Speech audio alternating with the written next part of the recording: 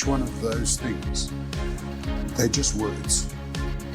We've got to show them in the way we behave when we're doing our day-to-day work. And that's how they are manifested. Not by saying, I'm trustworthy, you must say, when you deal with me, that's a trustworthy person. What would you say to those youngsters?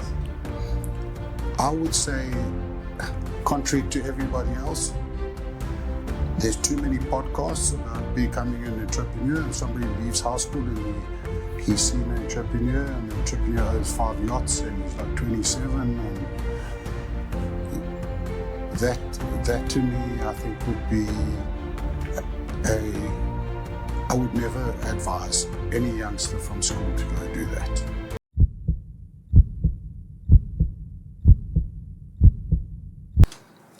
Welcome back to Voices Unfiltered.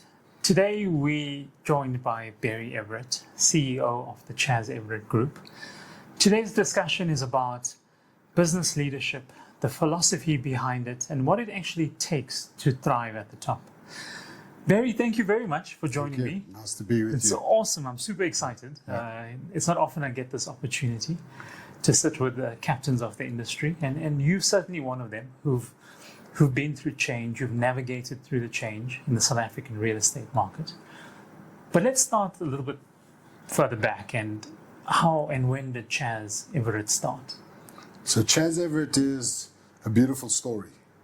It's a South African story of love and all the good things that I can remember in my childhood, which is when my father in 1980 had to leave an organization which was an American pharmaceutical called Sterling Winthrop or Sterling Drug. And it was a multinational company. He had a very high position, was an executive on the board. And after the 1976 Soweto riots, the American companies put sanctions on South Africa. And all American companies operating in South Africa, if my memory serves me correctly, were double taxed by the US. So there was a disincentive to operate. And my mom was South African, my father had moved to South Africa, and they had met and got married, and 3 boys, and all of us grew up in South Africa. So now my father had an opportunity to go overseas. And he decided South Africa was a country he really loved, and he would go out and look for a new position. Very competitive environment, the pharmaceutical environment, particularly at the level that he was, and he was 44 at the time. If I recall, I think I must have been 14 or so. And we ended up moving into the real estate business, and that was quite an incredible story, because after 3.5 months of my father going to look for positions that were equal to the one he left, he eventually had sat down, and I read the story of Jesus telling the disciples who were fishing to throw their net on the other side. And they caught no fish on the one side. I said, Dad, why don't you cast your net on the other side? I've got this friend of mine. His father's a Belgian master builder. There's some open stands here in Rampart Ridge. Why don't you guys secure stands and then sell off, you sell the stands and the designs and he builds them. And they created a company in those days, and that was the beginning of Chaz Everett. My dad was the agent, and the other gentleman, a Belgian, was the builder. I think a year later, the Belgian said this business, he wanted to move to the garden route. So my dad bought his shares out, and my mom and dad came into the business together as a partnership. My mom ran the United Building Society, from which the mortgages were granted for the houses that people bought. And that was a whole new story. And talking about challenges, in certain time in the market, there was no money to lend. So that you had to, if somebody, for example, if you wanted to buy a house and the price is for 30,000 Rand back in those days, which was a lot of money back in those days, because you must remember inflation's created price growth. Yes. That's one of the things that South Africa suffers a lot from, and we've now got under control. But in those days, the inflation was quite high, And to sell a stand and to get it sold, it was less regulated. And my dad used to sell the house and build the property with the people, or find another house to sell that somebody was reselling. And there was quite tough competition. And he spent his time getting to know people and building relationships. My mom worked in the United Building Society.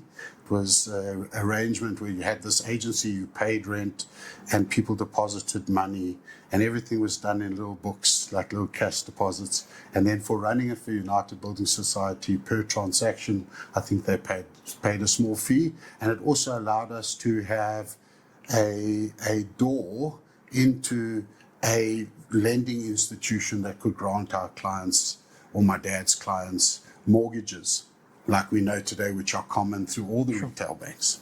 But in those days, it wasn't such an easy situation to borrow money.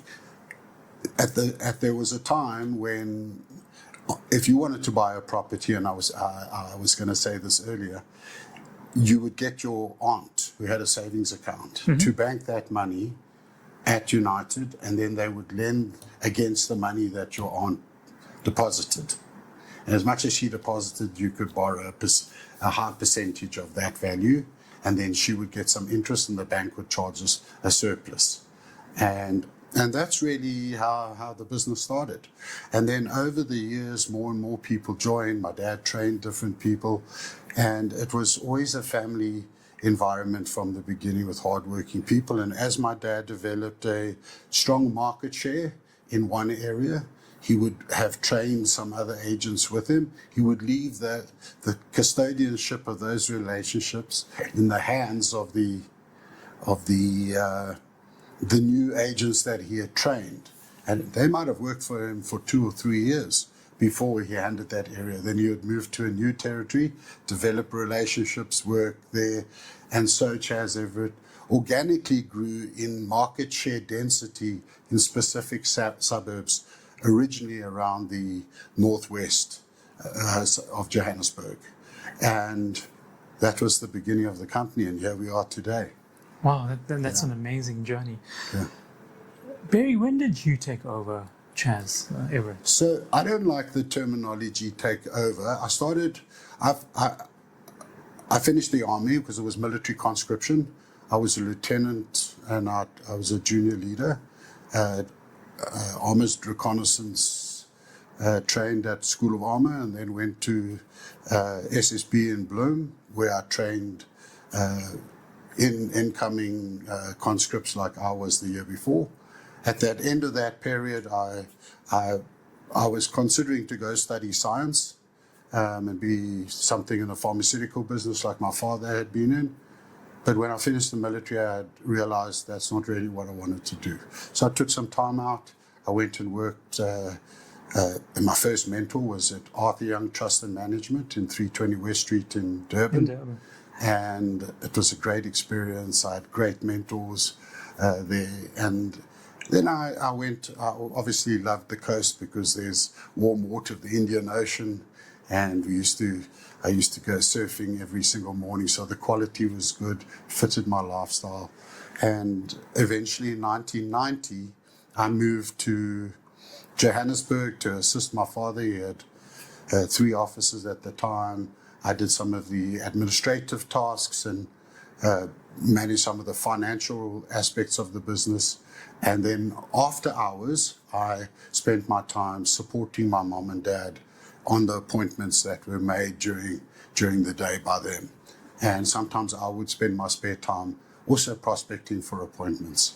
But from the age of probably 14 years old, when the business started, I was handing out pamphlets to houses and knocking up for sale boards and pointer boards and all that. So it's around the dinner table, my dad would share stories about challenges that he was facing and the solutions and he used to overcome them. So that was fantastic. That was really a good learning experience. But when you grow up in a business environment where you hear it all day, I think your initial reaction is, I don't want to be in this business. You know, you have family in the business. There's no freedom.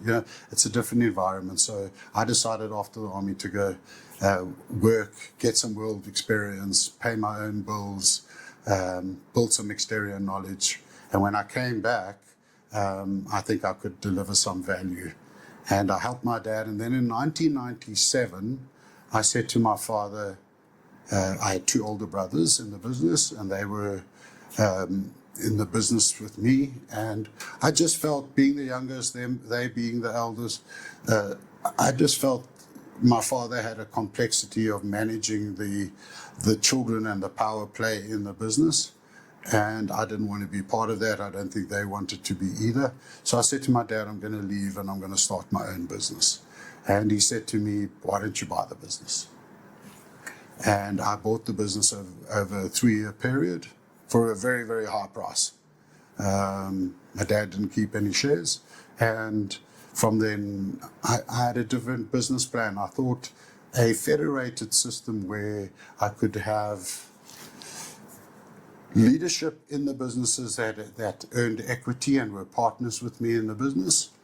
That would mean that the leadership retention was good and the culture would be able to be transferred easily. And if I think of culture, it's basically the legacy that one person as a mentor passes on to another. You pass over a relationship, but in that relationship is the way that relationship was conducted.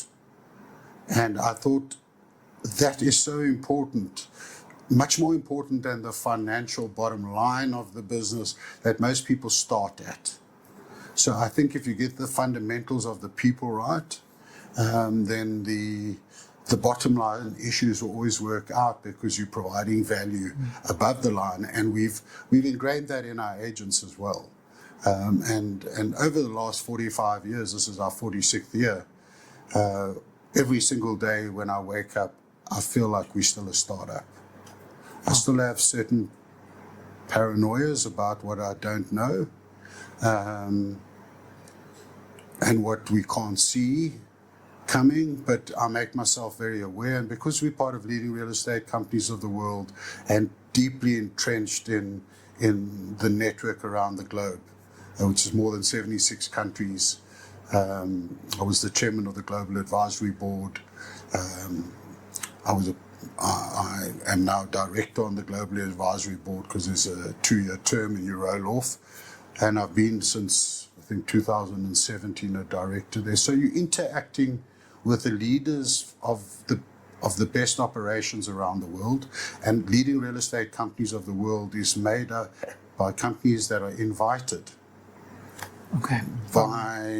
from within to maintain the quality of service that they deliver to their customers, because it's not just about building a network. We must remember every one of our organizations, including Chaz Everett being one of 500 around the world, of independent companies that have built that trust within their communities. And now you want to make sure you protect that. But when you do that across the globe, you compound that trust. And that trust ultimately means that around the world, every consumer that we touch understands the excellence of service and the way that company wants to deal with them.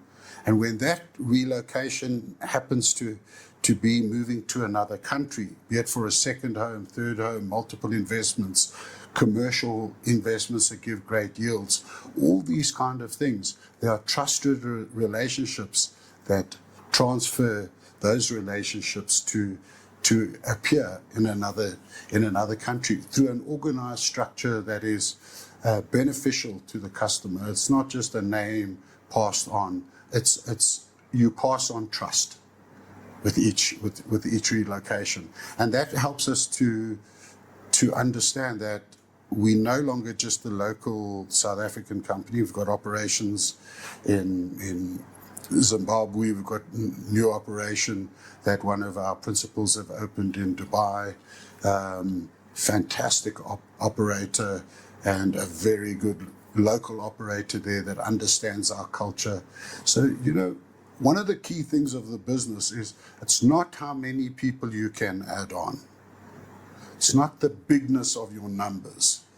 It's the relationships that you develop that become meaningful because there's enough density in that market to the market share that you hold. And when you do that, you make an impact. And if you put an intelligence layer across the world, you've got the independence of local, the knowledge of local, the strength of global, and you've got the intelligence layer which is anonymized, but you can pick up capital corridor trends, how the capital's moving, contrary to what we see in equity markets, for example. But strangely enough, they're similar. But we're starting to see them change. And particularly with the geopolitics happening in the world, we're seeing, particularly in South Africa, some very favorable things. And some of the favorable things are South Africans that have had their money in bank accounts that are now taking their money out of bank accounts and really buying terrific property. And buying overseas in other countries. I think South Africans will always be savvy investors, and it's always good to have a couple of eggs in different baskets. We even do it with shares. You don't put all your shares in one place. Multiple diverse portfolio of investments. But I'm talking about South Africans sticking their money in South Africa. That for the last couple of years they were uncertain, and it was sitting in their bank accounts, And those have now been. We've seen the average age of cash transactions above 20 million happening regularly now.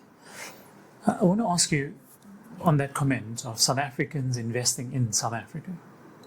So there is hope. Are we saying let's be optimistic that the South African landscape will change across the board? So I'm a realistic optimist. Okay, I wake up paranoid, but I don't worry about the things I cannot control.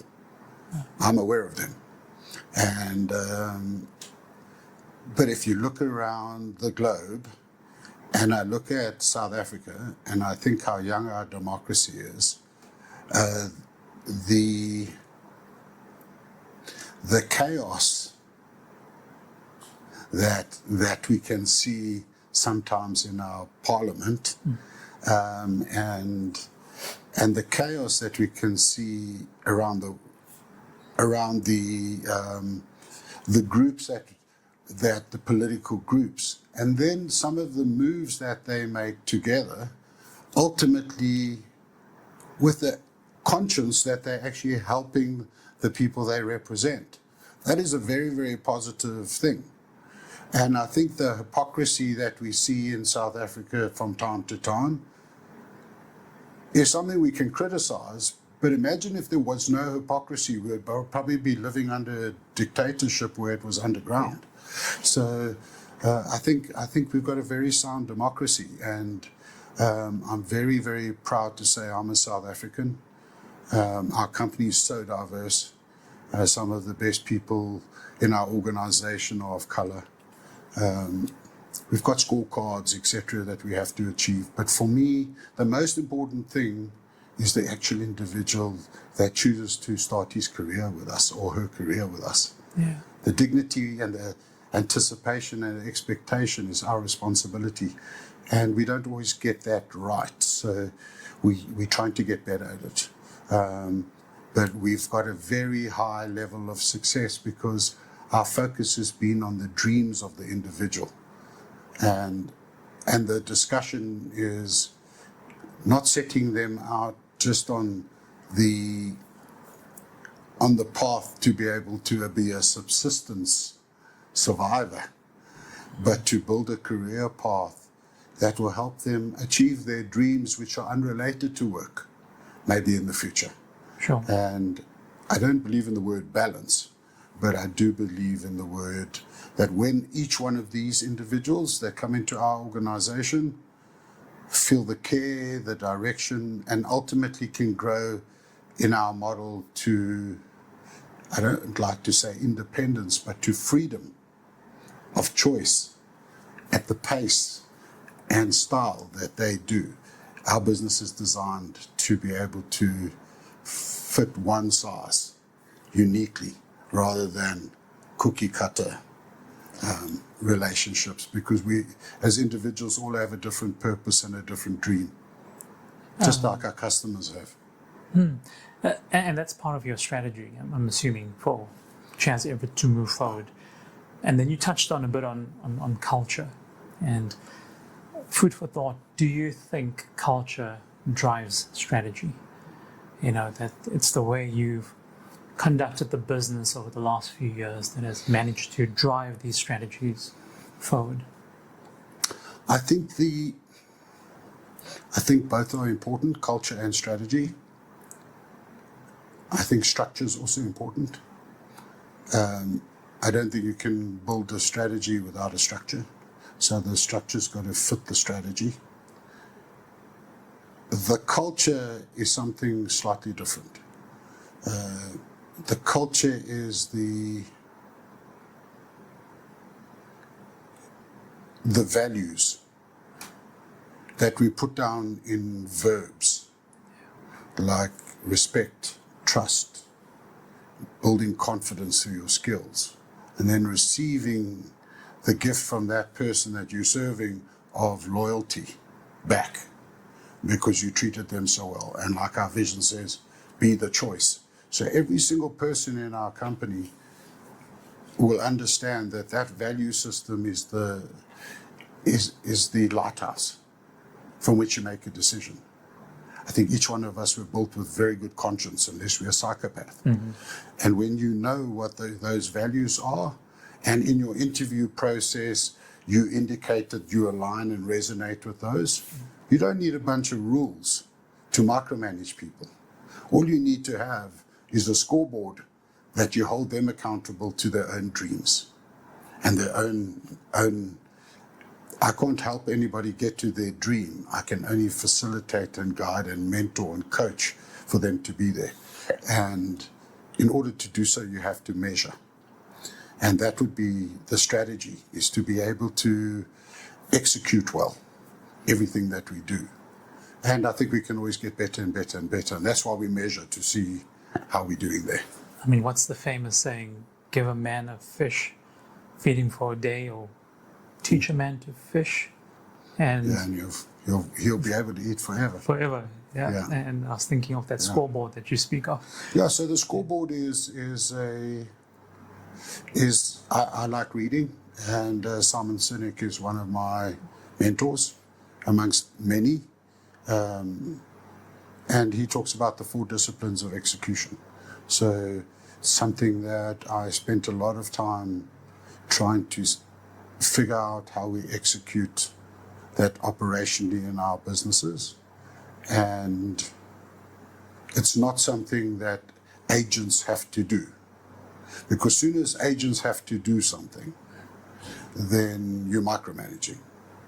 Although our agents are employees, we don't want them to feel like they're being micromanaged, because we want responsible people that are empowered and responsible and accountable, and have the authority to do what they need to do to be able to be the choice at the end with that buyer or seller or landlord or tenant. And believe me, it's very, very difficult. So it's something that we'll continue striving to do. It's not something I ever think we'll be able to achieve, but if we measure it, and we're certainly getting better at it, and when we see something is not aligned, it allows us to train and develop and coach in that particular area. Yeah. Barry, I want to talk a bit about your leadership style. And some of the captains of the industries I've interviewed, a lot of them have military experience. And I didn't know about this about you. I mean, I didn't know that you were in the military. And one of the words you picked on now was structure. And I find that these guys are also very structured. Do you think that's played a big part or a dominant part in your leadership style moving forward? Which the actual being teaching, in the military? Being in the military? I think being in the military taught me to never give up. That's what it teaches you. It teaches you that your limit is, you don't have a limit. Anything's possible. and if you put your mind to it. If you put your mind And it's very uncomfortable. You know, it's very uncomfortable. Sometimes you can put one foot in front of the other, but I think, and you're still moving forward. So momentum is always important. And then I think the second thing the military taught me is how to look after my people. Because when you are a second lieutenant, you're a one-star general, as they used to call us. You in the trenches at the front lines, when your troops are sleeping or resting or eating, or you doing orders, you're doing plans, and you're also tired. And you look after them like your children, because you need them to achieve the mission, and they need to be aligned, and they have to have one vision, and they need to be united, and they need to have to operate as one, and they need to trust their leader. And leaders are not bosses. Trust is not created by fear. Trust is determined by the confidence that somebody builds because they are directed and grown, and also held accountable to a standard, but not to be punished if you don't hit that standard, but to be corrected firmly and to be shown the impact and what we must do to win back what that mistake may have cost us in an ethical and moral way. So I think that's important, and I think that was certainly my unit. I was only involved with the Armored Reconnaissance Unit at STBB and School of Armour, where I was trained. So it taught us to think on our feet under pressure as well. Yeah. It has, and I see you almost every day at the gym. I also think you're a very disciplined person. Would that be correct? You're on time every morning, like clockwork, putting in the hours, looking after yourself. Would you consider yourself a very disciplined individual? I wouldn't say I'm disciplined. I don't like the word disciplined. I think I'm a person who understands that time is extremely valuable. I have one body. I need to look after it. If I don't, nobody else will. It's got to carry me a long way, and I need to be clear thinking. That means I've got to be healthy. I've got to have good nutrition. I've got to drink the right amount of water, all those basic things, because I know it's good for me. Yeah. So I like to do things that are good for me. And in my business, if I look after my people and they look after their customers, so they are my customers, and if they look after their customers in a way that the company was designed with all the benefits for their customers that they can use to create a great experience, then, and I'm always making sure that I understand what the consumer wants and are accessible to a consumer when there's a challenge in my team. I'm very grateful when that happens, because it allows me to understand where the weaknesses are so that we can correct them. So I'm very grateful when I hear of things that aren't going right. It allows me to get to the channels and to see where it is. Mm. And is it a process problem or a training problem or a person who just doesn't fit our culture that's slipped into our ranks? So, the legacy that came before us the last 45 years and all the people that have worked really hard, the people that are moving forward with the legacy for the future, have to guard the past and create something wonderful for the future too. Absolutely. Yeah. To stay ahead of the curve, are you using a lot of technology, and I almost want to say artificial intelligence, to help you make better decisions? Do you think there's a place for it in our business? Almost we're using it every day, and most of the people are. If if you use Google Earth, using technology to view that property from a different level, to be able to measure the roof to see how many sun panels could go on there for energy savings in the future. Yes. We have invested in data companies. There's a very good company that we work with called Loom. We've invested in Loom as many other real estate companies have, but it's the investment that's been made in Loom helps our agents to be able to access all the data around the property that they're doing the market value, market estimate on, for the report that the client would want to know what the market would be paying for that property today. And that is very much data driven. It still has the curb knowledge that the agent brings as an expert, but the data, the distances, the amounts of transactions to the days that would be compatible to that property that is now selling, so we can compare what a buyer who would have bought those properties yesterday would pay for this property today, because they fall into the same sort of bandwidth price in which those buyers would be searching.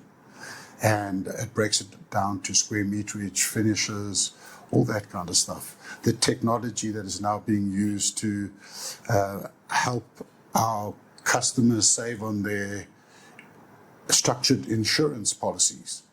By submitting photographs on a product, they can get up to 15% discount in their premium, because on the photograph, AI can establish what the risk is for claims. If they ensure there's a drip tray under their geyser, that would avoid damage to wood and floors and cupboards.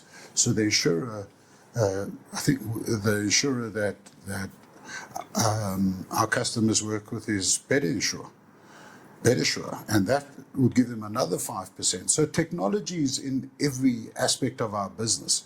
I mean, if you think how we market, how our agents use multiple AIs.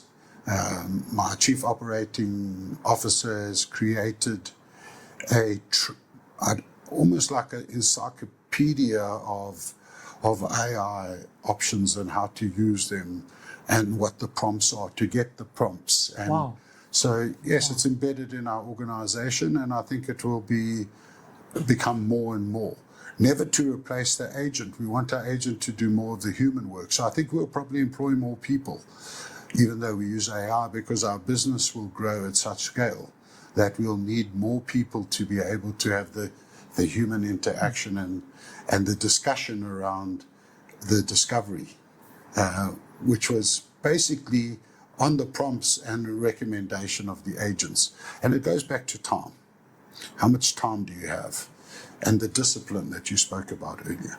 Because every moment in time that we have to sit in front of a customer or have build a relationship and improve that person's day after meeting us would be the way I want our business to run.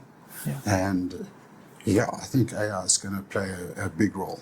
A big role In our business, in enhancing the speed and the communication accuracy with our customers. Accuracy, yeah. On the personal side, are you more spiritual, more religious, meditative? So I think we're all spiritual. I think every human being has the ability to be spiritual, because I believe we're made up of mind, body, and soul.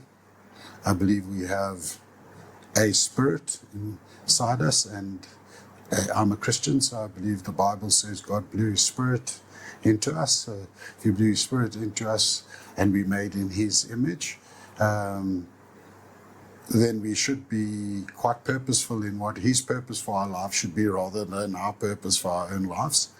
And we've got to just get out there and maybe show the love that is not often seen in the world today. And many of the actions that I think we have in our business would be seen as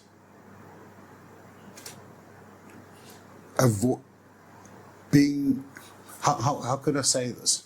I think some of the things that we see in our business, in the way we conduct ourselves and the way the communication is and the transparency we have with our staff and our sales numbers, everybody sees everything. I think that would be something that would be contrary to what most businesses do.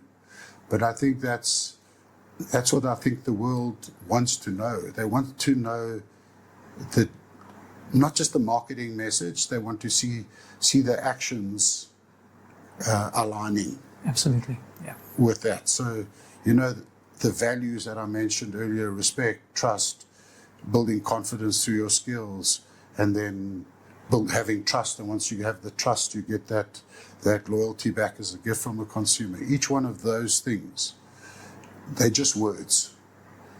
We've got to show them in the way we behave when we're doing our day-to-day work. And that's how they are manifested, not by saying, I'm trustworthy, you must say, when you deal with me, that's a trustworthy person. He could have not told me that, but he told me, and because of that, I had confidence in him, and I was willing to take that risk based on what he told me, and I didn't discover it later after I'd signed something. That builds a sustainable business because people want to work with people and they tell their friends about you. And I believe that's the way I think our Heavenly Father would like us to conduct business. Yeah. That's nice. That's nicely said. Barry, you mentioned your mentor, but I also think you're a great mentor. There are a lot of youngsters who look up to you, and whether they come up to you or afraid to come up to you, and not many of them get this opportunity to sit in front of you. For up-and-coming or budding entrepreneurs in South Africa who want to make a change, who want to stay and make a difference, what would you say to those youngsters? I would say, contrary to everybody else, there's too many podcasts about becoming an entrepreneur, and somebody leaves high school and he's seen an entrepreneur, and the entrepreneur owns 5 yachts and he's like 27, and that to me, I think would be I would never advise any youngster from school to go do that. I would say to young people coming from school, find a position where you can learn how business works, you can learn some skills, how the workplace works. Be prepared to earn less than what you think you're worth. Don't be prematurely entitled, but make sure the company you work for has a very, very good boss. Because at that age, you almost need a boss. You can't just be left to your own devices. And that I would think, even up until the age of late 20s, early 30s. From the age of 30 to 40, you want mentors. Yeah. Mentors that are like-minded business people that are ahead of you, that have something that is a little different to somebody just doing their work. Absolutely. And thereafter, that's when you can start seeing becoming entrepreneurial. To become entrepreneurial with no life skills is a recipe for disaster. And that person, by the time they'd failed so many times and they're 28 or 30, nobody's really going to take them on because they don't have any experience in anything, because they've been trying to self-teach themselves out of podcasts. Every single person has a journey, and anything that happens too fast is going to be weak. Absolutely. Yeah. Absolutely. Yeah. Look, I know we press for time, so one last question. If Barry Everitt had to step down today from the role that you're in, what's the sort of legacy that you would hope to leave behind? I don't want to leave a legacy behind. I want to leave a legacy in the people. And that must be the legacy that is respectful. And that respectfulness is the word respect for me is, many of us talk about relationships. You could have had a big brother who was stronger than you and said, you better respect me because I'm older, and gave you a clip on the back of the ear. Because that's not respect. Respect means you make people feel safe. I think you can replace the word with respect. When people feel safe with you, they respect you. If you respect somebody, they'll feel safe, and vice versa. I think respect is safety. The second one is, how do you develop yourself each and every day? You never stop learning. I mean, I'm not sitting here thinking I'm the great guy and you're very honored to be interviewing me. I'm very honored to be sitting with you. Thank you. The time that we're sharing together is the same amount of seconds. You've made the effort to ask me questions, and I'm very pleased that I can. And I think just humility. You can be really good at stuff or not so good at stuff, but be humble and be honest. And I think that comes with, understand that. For me, I sat with my marketing team the other day, and they had the word integrity in some of the stuff. And I asked them to take it out. And they said, why? I said, because there's only one meaning for integrity. Integrity in my mind means absolute fault-free moral purity, Jesus Christ. I can't say that I am that person because I make mistakes every day. I do my best. If I make mistakes, I apologize. Made many mistakes in the past. They're all part of my journey. But the person I want to be today and tomorrow is a better person that I am today. And every single person that I spend time with, I want them to feel a little bit better than they did before they met me. And that is the legacy that I would like to leave in every single person that works in Chaz Everett, or even if I meet them, And maybe that sounds arrogant, but it comes from a sense of care and kindness, because I feel stronger when I help somebody else get better. And I think that's what I aim to be, and I think that's really what my purpose is. Wow, that's powerful. Thank you. Thank you. Thank you. Very some key learnings. I wish we have the time to do it again sometime in the future, and it'll be awesome. Sure. There's a lot of key takeaways from this. Thank you for trusting the space. I mean, I appreciate your time and opening up the way you did, and I hope we can do it again. Thank you very much. Thank you, Barry. I appreciate it. Thank you. Thank you very much. Yeah.